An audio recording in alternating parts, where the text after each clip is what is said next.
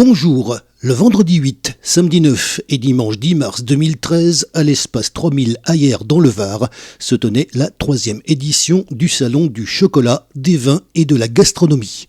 Voici l'interview de Martine Perron, écrivain, avec un devoir de mémoire très particulier envers le passé de la ville de Hyères-les-Palmiers.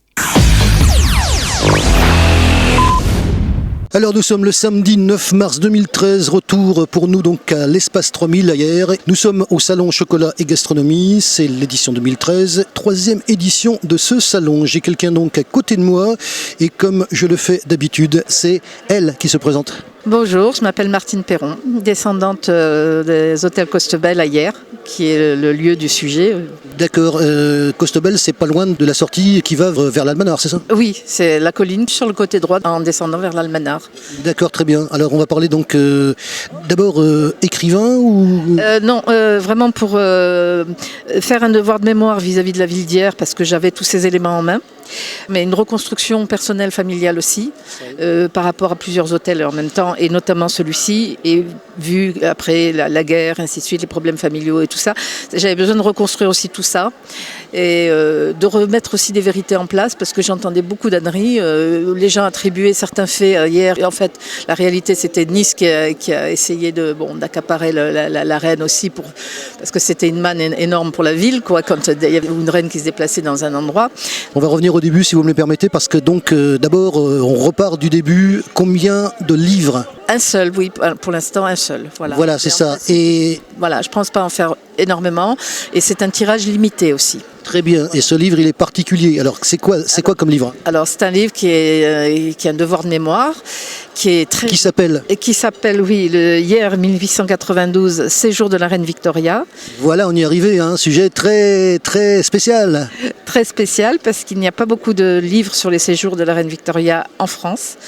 Et ensuite, c'est une saga familiale d'hôtels historiques aussi, comme je dis, dont Costebel faisait partie, notamment le Grand Hôtel du Louvre-Épée sur la Canebière à Marseille, le Grand Hôtel, l'hôtel-restaurant La Réserve sur la Corniche de Marseille, et après la direction seulement d'un hôtel aussi où il y a eu des moments historiques à Casablanca, le Grand Hôtel d'Enfa. Voilà, donc c'est un livre qui retrace le départ de la famille qui a construit ces hôtels.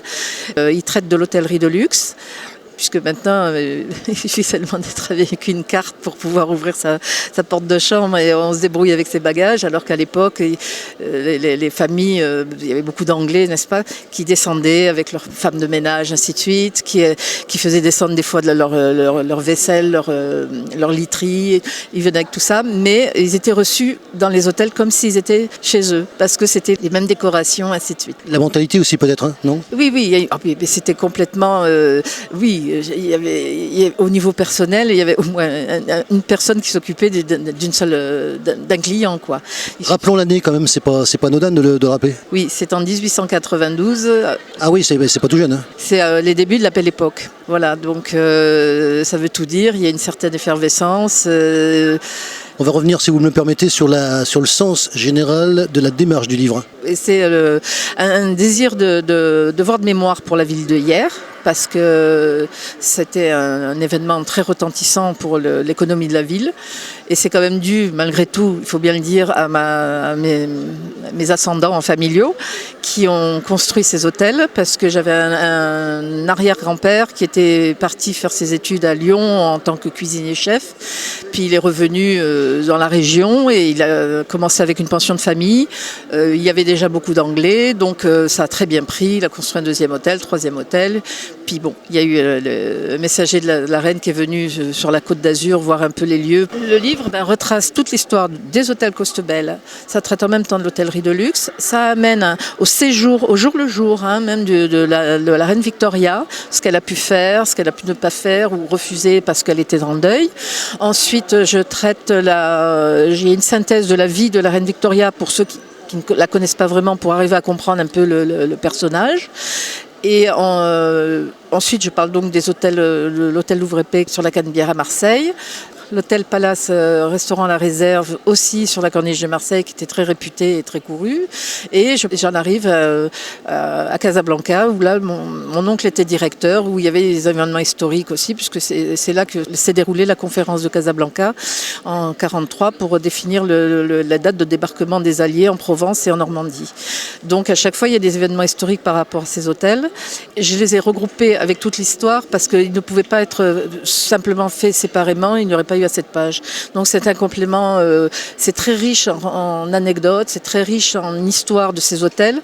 Ça laisse aussi un devoir de mémoire autant pour hier, autant pour Marseille et Casablanca éventuellement aussi. D'accord, au niveau de l'illustration, parce qu'il y a pas mal de textes et il y a pas mal d'illustrations. Voilà. Alors en fait, je dois ce livre aussi à mon arrière-grand-mère qui, lors des séjours de la reine Victoria, a eu l'agréable idée aussi de créer 3 albums identiques en relevant tous les articles de la presse internationale et nationale et en faisant des albums avec des illustrations, ainsi de suite.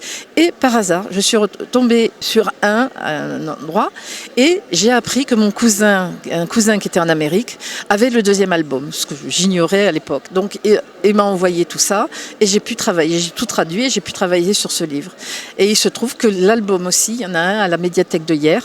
Donc ça, c'était la couverture d'un des albums. Et de toute façon, ils sont tous les 3 identiques, avec le même macaron, si je puis dire. Le temps de recherche, les recherches qu'il y a eu. Le temps de recherche, ce livre, en tout cas, m'a pris quand même 10 ans pour synthétiser, pour trouver aussi toutes les petites anecdotes qui sont riches d'enseignements et arriver à faire la synthèse et puis un fil conducteur pour amener à la solidité de ce livre. On va rappeler le titre.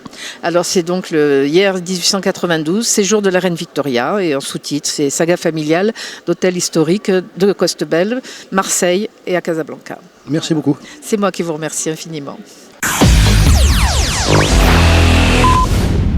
La démarche de Martine Perron est vraiment très spécifique car elle s'inscrit dans un devoir de mémoire vis-à-vis de la ville de Hyères-les-Palmiers. Son ouvrage sur la reine Victoria est probablement une des plus belles choses qu'il m'ait été donné de voir.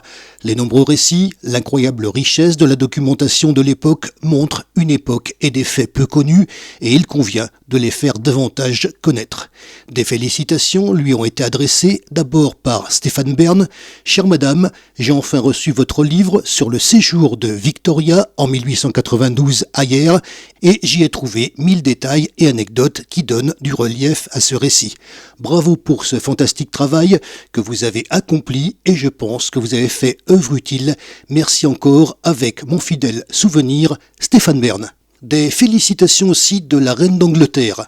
La reine souhaite que je vous écrive et vous remercie pour votre lettre et le cadeau d'un exemplaire de votre livre, Hyères 1892, séjour de la reine Victoria, que vous avez envoyé.